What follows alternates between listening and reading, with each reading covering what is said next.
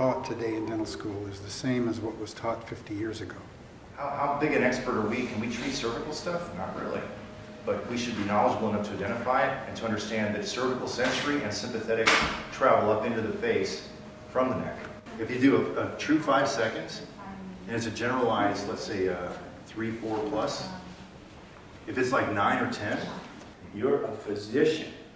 And as a result of that, you still have the capability to diagnose something. And if one of these procedures, like he's talking about, the greater auricular block, there is no reason in the world you can't do that. And I don't think there's a board in the United States that can stand up to the fact that you're making the correct decision for diagnosis of that patient. Especially who else is going to do it? Yeah. See, there's no referral source. Yep. You're it.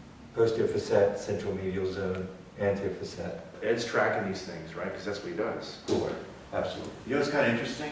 Increases posterior tooth contact in time and space. There's the DTR stuff again, right? The eminence is part of my anterior guidance. Pain pies, there's 3 pies. The TMJ pie, nearby system pie, and systemic pie.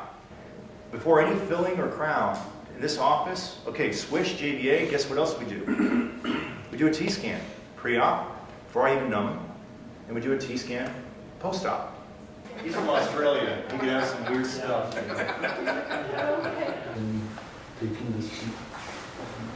By the way, you ever hear Mohawk? That's almost always cervical. Don't go in there trying to do DTR to cure the Mohawk headache. Good luck. Vasculature. The other stuff is connective tissue and what have you and all this other stuff. There's really not a lot of stuff in there. Half a carpet. So the thought is you never want to inject until you're on the lingual or medial side of the mandible because facial nerve. Did you see a fusion of the bone? Did you see fluid out in the soft tissue spaces? The osteochondral thing is completely ignored. What is CR?